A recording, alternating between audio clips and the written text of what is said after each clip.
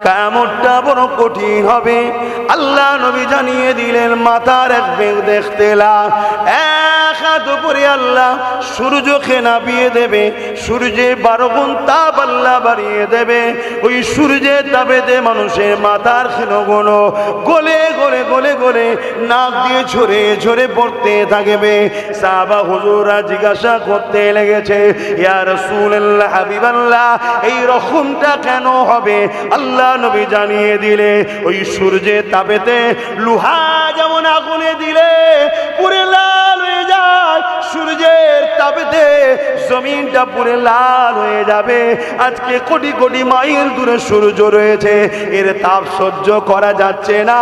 এ যুবক, আল্লাহকে ভয় করো। আমার আম্মা বোনেরা, আল্লাহকে ভয় করো। দুনিয়া দুনিয়া করতে গিয়ে আখিরাত যেন বরবাদ না হয়ে যায়। হ্যাঁ, দুনিয়াদারি করতে হবে। আল্লাহ নবী জানিয়ে দিয়েছে তোমার ধর্মনীতি করতে হবে, সমাজনীতিও করতে হবে, রাজনীতিও করতে হবে, রাষ্ট্রনীতিও করতে হবে, এডুকেশন নীতি, পরিবার নীতি, সব নীতি তোমাকে মেনে চলতে হবে। কিন্তু এই নীতিটা কার অনুসরণ করে? আল্লাহ কোরআনে জানিয়ে দিলেন উসওয়াতুন হাসানা, আমার নবী পাককে ফলো করে। আরো জোরে বলুন সুবহান। তার জন্যে মরণ বলতে কি বুঝায়? তিনি যে পথে চলতে বলেছে, ওই পথে চলতে গিয়ে যদি আপনার মরণ হয়ে যায়, মনে রাখবেন ওই মরণটা আল্লাহর জন্যে হয়েছে। যেমন মা বাপের জন্যে মরণ, মা বাপের ওপরে ভালোবাসা, এতিম গরিবের পক্ষে দাঁড়িয়ে জুলুমের বিরুদ্ধে লড়াই করা, অসহায় দুঃখীদের পাশে দাঁড়িয়ে জুলুমের বিরুদ্ধে লড়াই করা। এ যুবকেরা, তরুণেরা, বাপেরা, আজ দুনিয়া আমাদেরকে নামাজ শুধু দিয়েছে, রোজা শুধু দিচ্ছে, হজ শুধু দিচ্ছে, কিন্তু দুনিয়া আমাদেরকে বদর ভুলিয়ে দিয়েছে, দুনিয়া আমাদেরকে উহুদ ভুলিয়ে দিয়েছে, দুনিয়া আমাদেরকে খন্দক ভুলিয়ে দিয়েছে। এক কথায় আমার রাসূলুল্লাহ মেরাজ থেকে নামাজ এনেছে, মেরাজ থেকে রোজা এনেছে।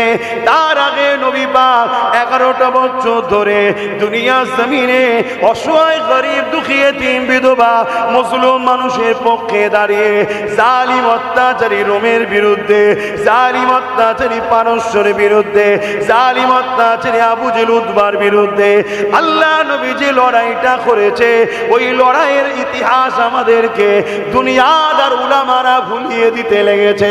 কেননা দুনিয়াদার উলামাদের পিছন থেকে টিউনিং করার জন্যে আজকের আবু জেহেল উতবা সাইবাদের হাত আছে। মাইকের আওয়াজ বুঝছে? আমাদেরকে একটা বড় ইনকিলাবের রাস্তা ভুলিয়ে দিয়েছে, অথচ অসহায়ের পাশে দাঁড়ালে কত বড় নিয়ামত। কাল কিয়ামতের ময়দানে আল্লাহ পাক যখন বান্দা বান্দিকে উঠাবে, তোমাকে আমাকেও সেখানে উঠানো হবে। যুবকরা মন দিয়ে শোনো, গুনার মাপ আছে, জুলুমকারী হকুন্নাসের মাপ আল্লাহ করবে না। গুনার মাপ আছে, ইসলাম বিরোধী করে ফেললে, ইসলামের ক্ষতি করে ফেললে, ক্ষতিকারকদেরকে সহযোগিতা করে ফেললে, এখানে কিন্তু মাফ নাই। কিয়ামতটা বড় কঠিন হবে। আল্লাহ নবী জানিয়ে দিলেন মাথার এক বেগ দেখতে লাগ, এক হাত উপরে আল্লাহ সূর্যকে নামিয়ে দেবে, সূর্যে 12 গুণ তাপ আল্লাহ বাড়িয়ে দেবে। ওই সূর্যের তাপেতে মানুষের মাথার ক্ষণগুলো গলে গলে গলে গলে নাক দিয়ে ঝরে ঝরে পড়তে থাকবে। এ যুবকেরা, আল্লাহ রাসূল জানিয়ে দিলেন কিয়ামতের দিনেতে এমনও বাপ পাওয়া যাবে নিজের ছেলেকে জমিনে শুইয়ে দিয়ে তার বুকের উপরে পা দিয়ে দাঁড়িয়ে যাবে। কিয়ামতের দিনে এমনও ছেলে পাওয়া যাবে নিজের জনমদাতা বাপকে জমিনে শুইয়ে দিয়ে তার বুকের উপরে পা দিয়ে দাঁড়িয়ে যাবে। কিয়ামতের দিনে এমনও মা পাওয়া যাবে নিজের মেয়েকে জমিনে শুইয়ে দিয়ে তার বুকের উপরে পা দিয়ে দাঁড়িয়ে যাবে। কিয়ামতের দিনে এমনও মেয়ে পাওয়া যাবে নিজের মায়ের বুকের উপরে পা দিয়ে দাঁড়িয়ে যাবে। এ উম্মতি মুহাম্মাদি, এই ইসলামের অনুসারীরা, তোমাকে আমাকে অন্য কারো মতো চললে হবে না। কেন? তুমি আমি বিশ্বাসী আল্লাহ আছে, তুমি আমি বিশ্বাসী কিতাবকে বিশ্বাস করি, তুমি আমি কবরে বিশ্বাস করি, তুমি আমি আখিরাতের বিশ্বাস করি, তুমি আমি কিয়ামতের বিশ্বাস করি, তুমি আমি জান্নাত জাহান্নাম আছে বিশ্বাস করি। এই দুনিয়ার অন্য কারো দিকে তাকিয়ে তোমার আমার ইচ্ছা মতো চললে হবে না। মনে রেখে দিও, দুনিয়া তো চাইবে তোমাকে আল্লাহ ও রসুল থেকে সরিয়ে দেবে। কারণ ইবলিসের মিশন হলো আদমের ছেলেগুলোকে জাহান্নামে নিয়ে যাবে, আদমের মেয়েগুলোকে জাহান্নামে নিয়ে যাবে। ইবলিস চাইবে যেমন করে হোক তোমার দ্বারা এমন কোনো কাজ করিয়ে দেবে যাতে আল্লাহ ও রসুল তোমার উপরে নারাজ হয়ে যায়। এই মনে রেখে দিও, ওই কিয়ামতের দিনে একে অপরের বুকে পা দিয়ে দাঁড়িয়ে যাবে। সাহাবা হুজুররা জিজ্ঞাসা করতে লেগেছে, ইয়া রাসূলুল্লাহ, হাবিবাল্লাহ, এই রকমটা কেন হবে? আল্লাহ নবী জানিয়ে দিলে, ওই সূর্যের তাপেতে লোহা যেমন আগুনে দিলে পুরে লাল হয়ে যায়, সূর্যের তাপেতে জমিনটা পুরে লাল হয়ে যাবে। আজকে কোটি কোটি মাইল দূরে সূর্য রয়েছে, এর তাপ সহ্য করা যাচ্ছে না। এ যুবক, আল্লাহকে ভয় করো। আমার আম্মা বোনেরা, আল্লাহকে ভয় করো। দুনিয়া দুনিয়া করতে গিয়ে আখিরাত যেন বরবাদ না হয়ে যায়। হ্যাঁ, দুনিয়াদারি করতে হবে, আল্লাহ নবী জানিয়ে দিয়েছে। তোমার ধর্মনীতি করতে হবে, সমাজনীতিও করতে হবে, রাজনীতিও করতে হবে, রাষ্ট্রনীতিও করতে হবে, এডুকেশন নীতি, পরিবার নীতি, সব নীতি তোমাকে মেনে চলতে হবে। কিন্তু এই নীতিটা কার অনুসরণ করে? আল্লাহ কোরআনে জানিয়ে দিলেন, উসওয়াতুন হাসানা, আমার নবী পাককে ফলো করে। আরো জোরে বলুন সুবহান।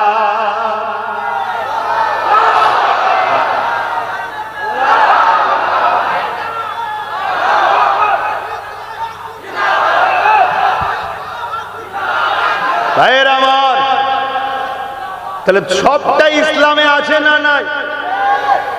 ধর্মনীতি, সমাজনীতি, পরিবার নীতি, রাজনীতি, রাষ্ট্রনীতি, মানববন্ধন নীতি, সম্প্রীতি নীতি, ঐক্য নীতি, বিজনেস নীতি, সব নীতি ইসলামে আছে না নাই? তাহলে আপনি ধর্মনীতি নেবেন রসুল থেকে, আর বাকি নীতি নেবেন চোর জালিম অত্যাচারীর থেকে। তাহলে আপনি মুনাফিকি করে ফেললেন, ধোঁকা দিয়ে ফেললেন। দুনিয়ার কে কি করছে আমার জানা দেখার প্রশ্ন নয়।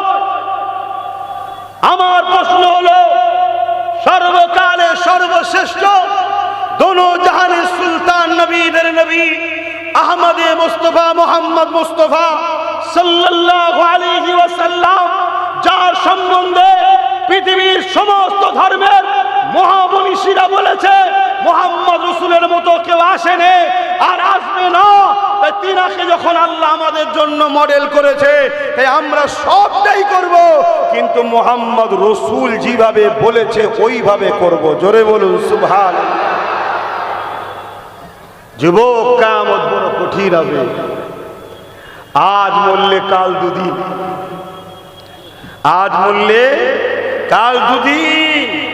যার খুশির জন্য রসুল ছেড়ে দিলে, যার খুশির জন্য ইসলাম ছেড়ে দিলে, যার খুশির জন্য আল্লাহর দিন থেকে দূরে সরে গেলে, সেই তোমাকে দুনিয়ায় তো ধোঁকা দেবে এবং পরকালেও সে তোমার পাশে দাঁড়াবে না। তাই করো, কিন্তু নিজের রসুলকে ভুলে নয়, নিজের অস্তিত্বকে মিটিয়ে নয়, নিজের দিনের ক্ষতি করে নয়। এটা হবে তোমার জন্য বরবাদির কারণ। আজ আমরা লোভে পড়ে গেছি। আল্লাহ রসুল তাই বললেন, একটা সময় আমার উম্মতরা প্রচুর মার খাবে, সাহাবা হুজুররা জিজ্ঞেস করলেন মার খাবার কারণ কি হবে হুজুর? আল্লাহ নবী বললেন তারা লুভী হয়ে যাবে। দ্বিতীয় নম্বর, তারা মৃত্যুকে ভয় করবে, আল্লাহকে ভয় করবে না। বলুন আমার কওমের মধ্যে লোভ ঢুকেছে না ঢুকেনি? আমার কওমের মধ্যে আল্লাহর ভয় সরে গিয়ে মৃত্যুর ভয় ঢুকেছে না ঢুকেনি? এজন্য আজ আমরা মার খাচ্ছি না খাইনি? চারিদিকে মার খাচ্ছি। সাহাবারা জিজ্ঞেস করেছিলেন সংখ্যা কি কম হবে? আল্লাহ রসুল বললেন না, সংখ্যা কম নয়। আসেন কিয়ামতের কথা বলছিলাম। এ নওজোয়ান তরুণেরা, বাপেরা, মনে রাখবেন আল্লাহ দুনিয়া আমাদেরকে পাঠিয়েছে পরীক্ষা নিবার জন্যে। বান্দারে, যে কোনো মুহূর্তে, যে কোনো সময় তোরা আমি আল্লাহ আমাকে ছেড়ে অন্য কাউকে প্রাধান্য দিবি না।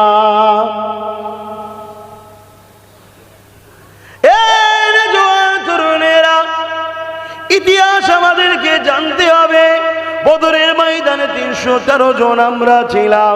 জালিম সন্ত্রাসীদের সংখ্যা ছিল 1000-এর উপরে। বিজয় আল্লাহ আমাদেরকে দিয়েছে। সংখ্যা দিয়ে কখনো আমরা জিতিনি রে বাবা। আমরা যখনই জিতেছি আল্লাহ পাকের সাহায্যে, নবী পাকের ভালোবাসা, প্রেম, যেটা ঈমান, ওই ঈমানের ওসিলায় আল্লাহর সাহায্যে আমরা জিতেছি।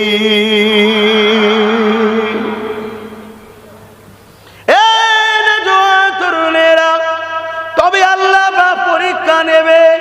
না এর পক্ষে আপনি আছেন না নাই, তার পরীক্ষা আল্লাহ নেবে। কখনো বিমার দিয়ে পরীক্ষা নেবে, কখনো দুঃখ কষ্ট দিয়ে পরীক্ষা নেবে, কখনো অভাব দিয়ে পরীক্ষা নেবে, কখনো এমন করে ভয় ভীতির মধ্যে দিয়ে পরীক্ষা নেবে। বান্দা আমি আল্লাহ আমার উপরে ভরসা করে টিকে থাকে কিনা, এই পরীক্ষা কিন্তু আল্লাহ পাক আমাকে আপনাকে নেবে।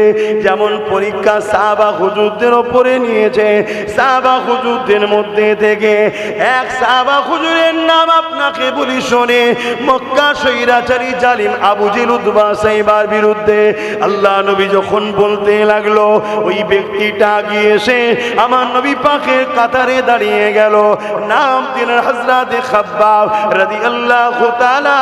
তিনি আমার নবী পাকের দলে চলে এলে, নবী পাকের পিছনে দাঁড়িয়ে গেলে। এই খবরটা মক্কার জালিম, অত্যাচারী, স্বৈরাচারী, বদমাইশ নেতা আবু জেহেল উতবা সাইবার কানে পৌঁছে গেল।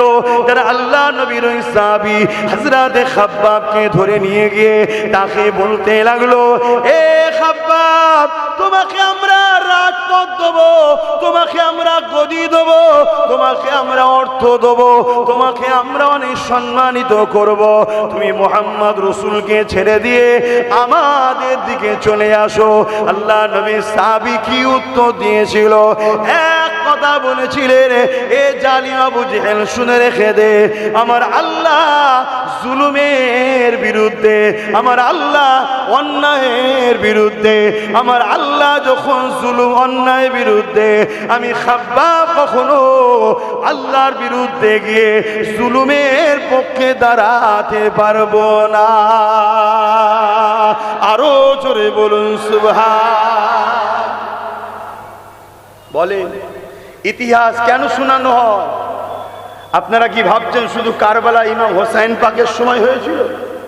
এটা ভাবছেন নাকি? এখনো কারবালা চলছে। এই কারবালার আখেরি ময়দান হবে ইমাম মেহেদী আলাইহিস সালামের নেতৃত্বে। ইমাম মেহেদী আলাইহিস সালাম জিতবে। বিজয় তো আমাদেরই মুকদ্দার। জোরে বলুন সুবহানাল্লাহ। সেই দিন হুজুর শুরু করেছে, কন্টিনিউ এ লড়াই চলছে। কার সাথে?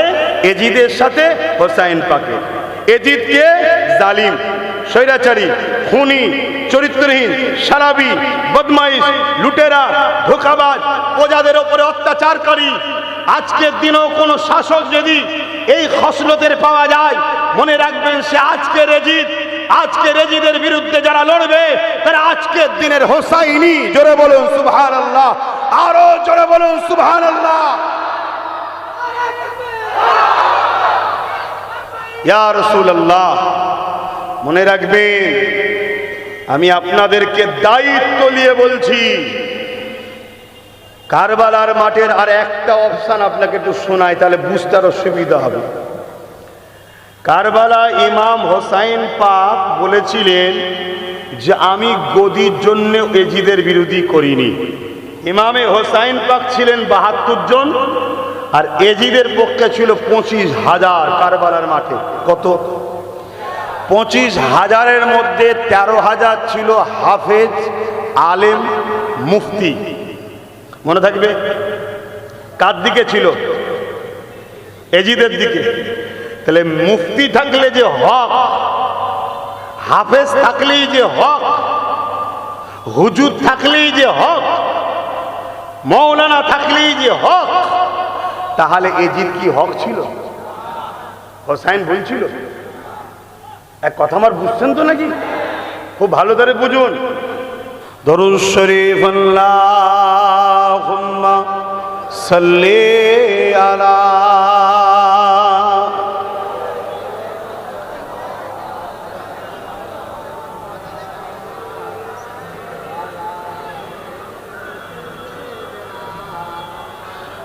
বারে বারে ভাবি একা বসে নিরালাই রে,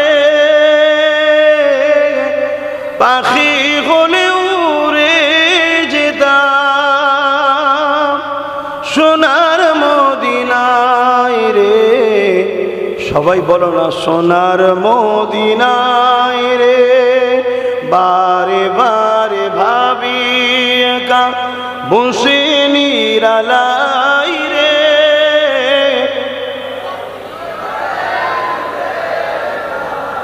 সোনার মদিনায় রে, সোনার মদিনায় রে। হে তোরা শুধু আমাকেই দেখাবি? এরাও কত সুন্দর গজল পড়ছে, দেখাবি নি? হ্যাঁ, বুলবুলিরা কোথা যাও, উড়ে যাও কোথায় রে, আমার সালাম পৌঁছে দিও।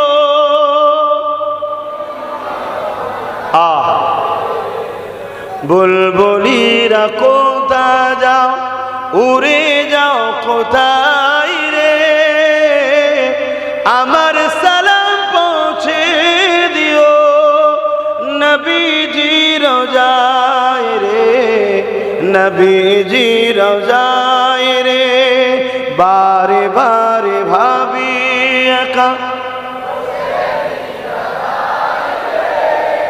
পাখি হলে উড়ে যেতাম সোনার মদিনায় রে, সোনার মদিনায় রে।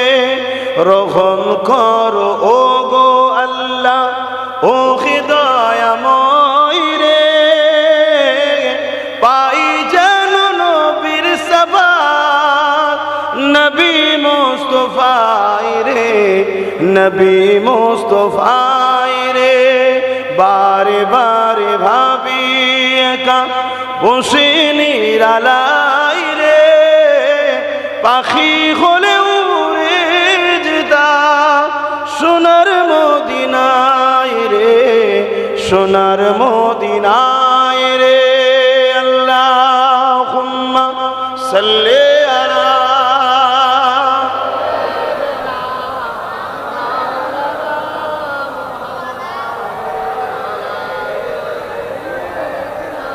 মাওলানা। আমার আব্বা জানেরা, ইতিহাস শুনতে হবে। বাবেরা নওজওয়ানেরা মন দিয়ে শোনেন। আল্লাহ নবী সাহাবী হযরতে খাব্বাব হুজুরের কথাটা বলে দিয়ে তো আমি তুমি ওয়াদা করলাম, ও আমার আল্লাহ তুমি আমাদেরকে কবুল করে নাও, বলো আমিন। জুলুমের বিরুদ্ধে দাঁড়াবো, ঠিক তো নাকি? গরিবদের পক্ষে থাকবো, ঠিক তো নাকি? অন্যায়ের বিরুদ্ধে থাকবো, ঠিক তো নাকি? দেশের পক্ষে থাকবো, ঠিক তো নাকি? দেশকে যারা বিক্রি করছে তাদের বিরুদ্ধে আমরা থাকবো, ঠিক তো নাকি? তাই আজকে যখন অদা করেছো তাহলে একটু মন দিয়ে শুনে নাও জুলুম কতটা হতে পারে তোমার আমার উপরে। এই জুলুমকে সহ্য করতে পারবে কিনা দেখো তো দেখি। কিন্তু হ্যাঁ, মনে রেখে দিও, দুনিয়ায় যত জুলুম হোক না কেন, পরকালে আযাবের তুলনায় দুনিয়ার জুলুমটা সামান্যটুকু কষ্ট। এ যুবকেরা, তরুণেরা, আল্লাহ নবী সাহাবী যখন গরিবের পক্ষে, নায়ের পক্ষে, এতিমের পক্ষে, মানবতার পক্ষে, সত্যের পক্ষে চলে গেল, সেই সময়ে যারা জালিম অত্যাচারী ছিল, সেই সময়ে যারা অত্যাচারী শাসক ছিল, আবু জেহেল, উতবা, সাইবার কানে যখন চলে গেল, আল্লাহ নবী সাহাবী হযরতে খাব্বাব রাদিয়াল্লাহু তাআলা কে জোর করে বন্দী করে নিয়ে যে রডকে গরম করে দিয়ে হযরতে খাব্বাবের ঠোঁটে লাগাতে লেগেছে। এ খাব্বাব, এই মুখ দিয়ে তুমি মুহাম্মদ রাসূলুল্লাহর পক্ষে কথা বলবে না, এইভাবে জুলুম করতে লেগেছে। আল্লাহ নবী সাহাবী তথাপিও রাসূলুল্লাহকে ছাড়েনি। এই অবস্থা দেখার পরে ওই সময় খাব্বাবকে কি করলেন? আল্লাহ নবী সাহাবীকে জালিমরা আগুন তৈরি করলো, ওই আগুনের উপরে আল্লাহ নবী সাহাবীকে হাত পা বেঁধে দিয়ে তিনাকে আগুনের উপরে বসিয়ে দেওয়া হলো। যেমন আমরা শিক কাবাব তৈরি করি, দেখবেন এই গোশত থেকে রস ঝরে ঝরে পড়ে। আল্লাহ নবী সাহাবীর কোমরের থেকে ওই রস ঝরে ঝরে ঝরে ঝরে আগুনটা নিভিয়ে যাচ্ছে, আবার আগুন ধরাচ্ছে, আবার বসিয়ে দিচ্ছে, আবার আগুন ধরাচ্ছে, আবার বসিয়ে দিচ্ছে। এ যুবক, এই আমডাঙ্গাতে মসজিদ, মাদ্রাসা, দাড়ি টুপি এত সহজে আসেন রে। আজ তুমি সামান্য 500,000-এর জন্য আল্লাহ দিনের দুশ্মনের সাথ দিও না গো। মনে রেখে দিও, আল্লাহ ছাড় দেয়, ছেড়ে দেয়নি। ফিরআউনকে আল্লাহ মেরে দিয়েছে, ছাড় দিয়েছিল, কিন্তু পাকড়াও করেছে। নমরুদকে আল্লাহ ছাড় দিয়েছিল, ছেড়ে কিন্তু দেয়নি। হিটলারকে আল্লাহ ছাড় দিয়েছিল, ছেড়ে কিন্তু দেয়নি। চিঙ্গিস খানকে আল্লাহ ছাড় দিয়েছিল, ছেড়ে কিন্তু দেয়নি। আমার দেশে কত জালিম এসেছিল, তাদেরকে আল্লাহ ছাড় দিয়েছিল, ছেড়ে কিন্তু দেয়নি। আজকে যে জালিম গুলো আছে, এদেরকে হয়তো আল্লাহ ছাড় দিয়েছে, ছেড়ে কিন্তু দেবে না, এদেরকে আল্লাহ শেষ করে দেবে। কিন্তু মনে রেখে দিও, তুমি যদি জালিমদের দলভুক্ত হয়ে যাও, তাহলে জালিমদের সঙ্গে তোমার হাসর নাসর হবে, জালিমদের কাতারে জাহান্নামে যেতে হবে। কেন? রাসূলুল্লাহ জানিয়ে দিয়েছে, দুনিয়ায় তুমি যার সঙ্গে থাকবে, পরকালে তার সঙ্গে তোমার হাসর নাসর হবে। এ যুবকেরা, তরুণেরা, আল্লাহ নবী, নবী, দয়া নবী সাহাবী বলেন, আমার আগুনের কোমরের গোশত পড়তে পড়তে পড়তে আমার কোমরের গোশতখানা সব আগুনে খেয়ে নিয়েছে। এবারে আমার হাড় পড়তে শুরু করেছে। কিন্তু আমার আল্লাহ এমন সময় সাহাবা হুজুরদের সংখ্যা আরো বাড়িয়ে দিলে, নবী পাককে বিজয় দিয়ে দিলে। ওই সাহাবীও আজাদ হয়ে গেল জুলুম থেকে। এই সাহাবী বলতে লেগেছে, আমার উপরে এত কষ্ট হয়েছে, কিন্তু আমি খুশি একটা কারণে। ওই কারণটা হলো, এত কষ্টের পরও আমি আমার মালিক আল্লাহকে ছেড়ে দিইনি। আরো জোরে বলুন সুবহান।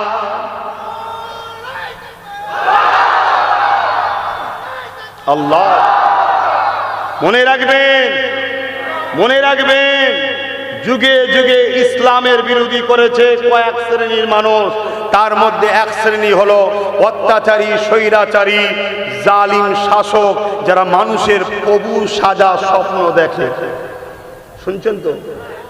তাদের বিরুদ্ধে ইসলাম লড়াই করেছে না করেনি? সাহাবা হুজুরদের উপরও এই জুলুম অত্যাচার করেছে। সাহাবা হুজুররা এত জুলুম অত্যাচার সহ্য করার পরও নাই সত্য, সাম্য, প্রেম, ভ্রাতৃত্ব, ঐক্য, মানববন্ধন, ইনসাফ, ইনসানিয়াতকে ছেড়ে কখনো যায়নি। খুব ভালো করে শোনেন আমার আব্বা জানেরা, নামাজ আমার ব্যক্তিগত ইবাদত। নামাজ আমি পড়লে আমার লাভ, সমাজের লাভ নেই। রোজা আমার ব্যক্তি জীবনের ইবাদত, রোজা রাখলে আমার লাভ, সমাজের লাভ নাই।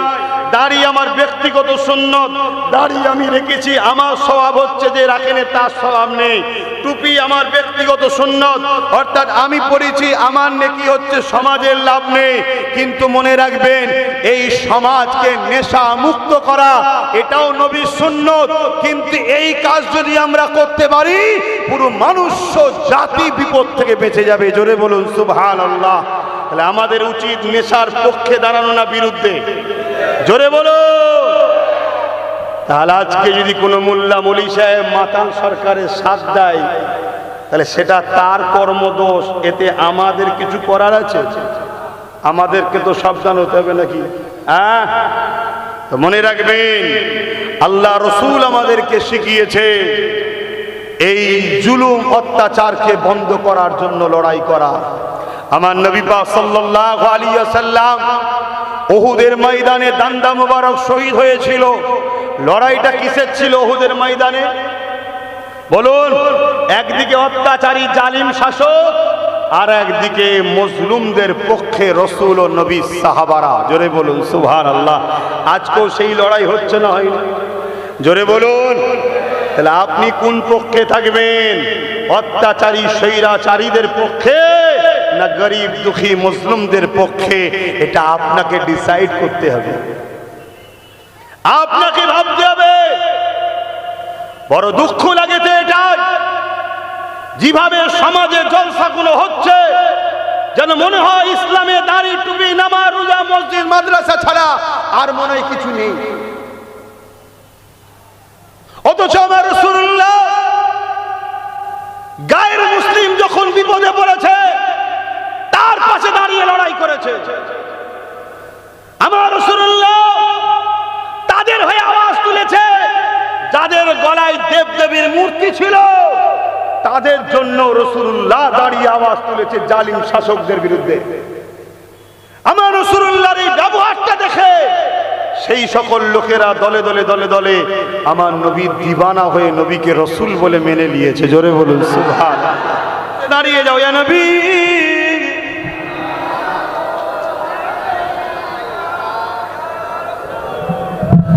ইয়া হাবিব,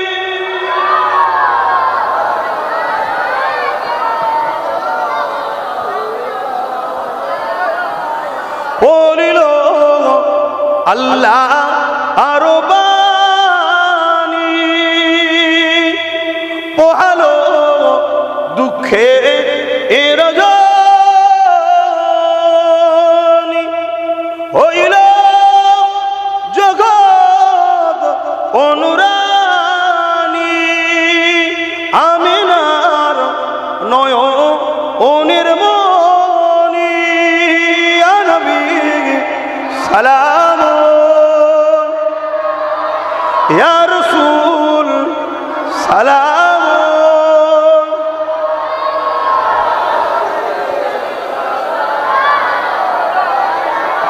সালাম ইয়া নবী মদিনা হতে সব কিছুই পারে দেখিতে, মোদের লাশ কবরে রাখিলে লইবেন আপন করে, নবী সালাম, ইয়া রাসূল সালাম, ইয়া হাবিব সালাওয়াতুল্লাহ। মাশাআল্লাহ, আল্লাহ আপনাদের সালামকে কবুল করুন, আল্লাহুম্মা আমিন। মনে রাখবেন, আমরা দাঁড়িয়ে সালাম দিই, কেউ যদি বসে সালাম দেয় তার বিরুদ্ধে ফতোয়া দিই না। ফুরফুরা, দেওবন্দি, বেরেলি, কথা বুঝে আসছে, দেও তবলি, ওসব অনেক দল আছে না? এইভাবে থাকলে সব কটাকে ভেঙে ফেলবে। এরকম হন। কবরস্থান আপনারও আমারও, মসজিদ আপনারও আমারও। হ্যাঁ, আমার আপনার সঙ্গে কিছু জুজিয়াত মাসলাল ইখতিলাফ আছে, সেটা উলামা কথা শুনছেন, ঐক্য হন। না হয় সববার অবস্থা খারাপ হয়ে যাবে। ভালো তারে বোঝেন। সালাউদ্দিন আইবি হুজুরের কথাটা একটু বলে শেষ করব, অসুবিধা হচ্ছে? সকলে বসুন। বালাগাল উলা বিকামালিহি কাসাবাত তুজা বিজামালিহি হাসানাত জামিউ সালিহি সাল্লু আলাইহি ওয়া আলিহি আল্লাহুম্মা সাল্লি আলা আল্লাহ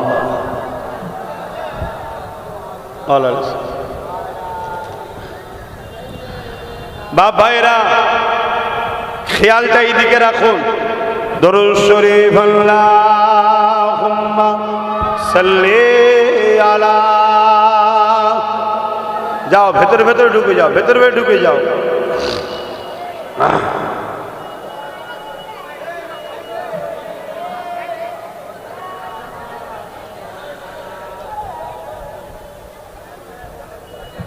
যাদের হৃদয়ে আছে আল্লাহর ভয়, তারা কখনো ভুলে যায় না।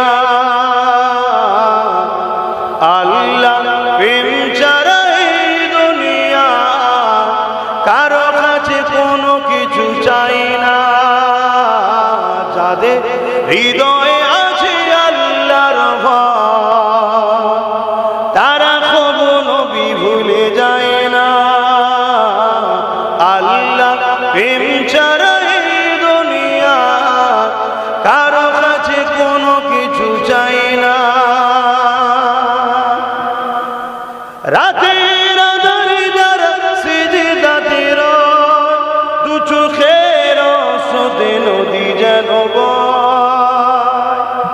রাতের আঁধারে যারা সিজদাতে রয়, দু চোখের স্রোতে নদী যেন বয়। ছলনার হাতছানি যতই আসো, ছলনার হাতছানি যতই আসো, পিছনে ফিরো তাকায় না। যাদের হৃদয়ে আছে আল্লাহর ভয়, তারা কখনো ভুলে যায় না। আল্লাহ প্রেম ছাড়া এই দুনিয়া কারো কাছে কোনো কিছু চাই না।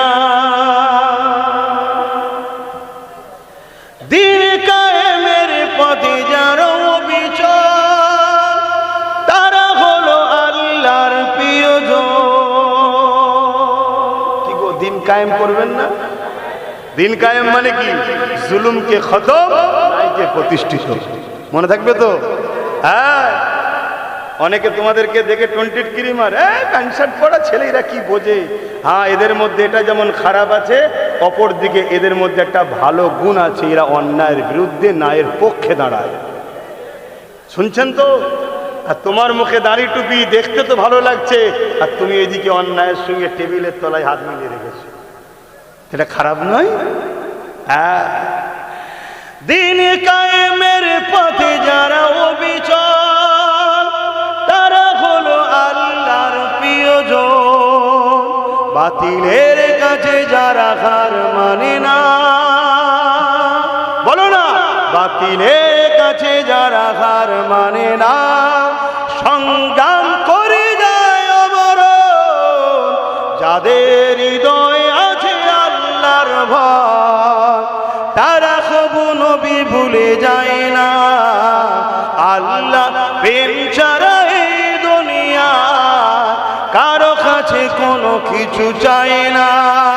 আল্লাহুম্মা সাল্লি আলা।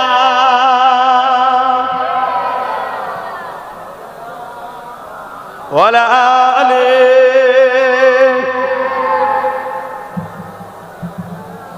তো ভাইরা আমার, সালাউদ্দিন আইবি 12,000 সৈন্য নিয়ে মসজিদে আকসা সেলিবিয়াদের দখলে উদ্ধার করতে যাচ্ছে।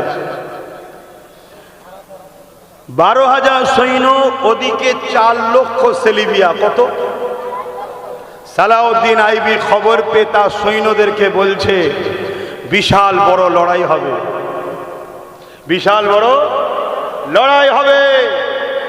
সালাউদ্দিন আইবির সৈন্যরা, সালাউদ্দিন আইবি বলছে, মন দিয়ে শুনবে, যে আমি তোমারা 12,000, তাদের 4 লাখ। এই বিশাল লড়াইয়ে আমরা কোথায় 12,000, তারা 4 লাখ। এই মোকাবেলায় আমরা লড়াই করতে তোমাদেরকে স্বাধীন দিলাম। যেতে চাইলে যাও, না চাও তো ঘরে যাও, তবে আমি সালাউদ্দিন লড়াই করব। 12,000 সৈন্যের মধ্যে থেকে 12,000ই বলেছে, আমরা সালাউদ্দিন আইবি সৈন্য আল্লাহ ছাড়া কাউকে ভয় করি না। জোরে বলুন সুবহান। সালাউদ্দিন আইবি গেলেন মসজিদ আকসা উদ্ধারের জন্য। কোথায় 4 লক্ষ, কোথায় 12,000। 12,000-এর মোকাবেলা 4 লক্ষর ওপরে ভারী হয়ে গেল। 4 লক্ষ শুধু হেরেছে তা নয়, পালাবার রাস্তা খুঁজে পাই না আমরা। সেই সালাউদ্দিনেরই উত্তরসূরি, জোরে বলুন সুবহানাল্লাহ। আরে দুনিয়াকে কি ঘাবড়াচ্ছ? দুনিয়ার দিকে কি তাকিয়ে আছো? বিজয় হয়ে গেল, মসজিদ আকসা ফাতে। আজ যদি আমরা বাবরি মসজিদ ফতে করতে পারি, আমাদের বুকটা বড় হবে না? হবে না? সেদিন মসজিদ আকসা যখন ফতে হয়েছে, পুরো দুনিয়া খুশি বানাচ্ছে, কিন্তু সালাউদ্দিন আইবি মন মরা করে রয়েছে। সালাউদ্দিন আইবিকে এমন সময় তিনার সেনা প্রধানরা জিজ্ঞেস করছে, হুজুর জাহাপানা আপনি মন খারাপ করছেন কেন? এত বড় আল্লাহ একটা বিজয় দিল। সালাউদ্দিন আইবি বলল, 4 লক্ষ সৈন্যর মোকাবেলায় 12,000 ছিলাম, বিজয় আল্লাহ আমাদেরকে দিয়েছে। রাসূলুল্লাহ বলেছিলেন, সালাউদ্দিন যাও, আমি গেছি, আমি জানি 40 লক্ষ থাকলেও বিজয় আমাদেরই হবে। জোরে বলুন সুবহানাল্লাহ। কিন্তু প্রকাশ্য দুশ্মনকে চিনা যায়, প্রকাশ্য দুশ্মনকে চিনা যায়, বন্ধু সেজে দুশ্মনকে চিনা যায় না। প্রকাশ্য দুশ্মনের হাত থেকে তো মসজিদ উদ্ধার হলো, আমাদের মধ্যে কিছু বন্ধু সেজে গাদ্দার দুশ্মন আছে, এদেরকে যদি না ঠিকানা লাগানো যায়, সালাউদ্দিন আমার ভয় হচ্ছে মসজিদে আকসা আবার বিক্রি হয়ে যেতে পারে। তাই সালাউদ্দিন আইবি একটা গোয়েন্দা টিম তৈরি করলেন, ওই টিমকে ছেড়ে দিলেন। টিম বাজারে যাওয়া দরকার, কিন্তু বাজারে যায়নি। চায়ের দোকানে যাওয়া দরকার, চায়ের দোকানে যায়নি। ক্লাবে যাওয়া দরকার, ক্লাবে যায়নি। ওই টিম ঢুকছে মসজিদে, শুনছেন? কেন ওখানে যেমন আল্লাহওয়ালারা থাকে, আর আল্লাহওয়ালার লেবাসে মুনাফিকরা ওইখানেই থাকে। শুনছেন তো নাকি? আমার কথা খারাপ, আমার কথা খারাপ লাগছে? আরে রাসূলুল্লাহ বলেছেন আখরি জামানায় মসজিদ ভর্তি নামাজি থাকবে, একটা ইমানদার থাকবে না। কেন সেটা দলিল দিচ্ছি আপনাকে। সালাউদ্দিন আইবি ওই টিম মাদ্রাসায় যাচ্ছে, ওই টিম মক্তবে যাচ্ছে, ওই টিম খানকায় যাচ্ছে, ওই টিম মুফতি মাওলানার কাছে যাচ্ছে। সালাউদ্দিন আইবির ওই গোয়েন্দা টিম 3000 আলেম উলামা মুফতিকে বন্দী করেছে, যারা মুসলিমদের সেজে, মুসলমান সেজে ভেতরে ইসলামের দুশ্মনদের অর্থে গাদ্দার ছিল। শুনছেন? তৎকালীন সময়ের কথা বলছি, তাদেরকে সালাউদ্দিন আইবি নিজে হাতে কতল করেছে। শুনছেন? শাস্তি দিয়েছে। তাহলে আজকের দিনে এরকম গাদ্দার আছে না? প্রকাশ্য হচ্ছে তো, প্রকাশ্য। তাই আপনাদেরকে বলবো একটু সাবধান হন।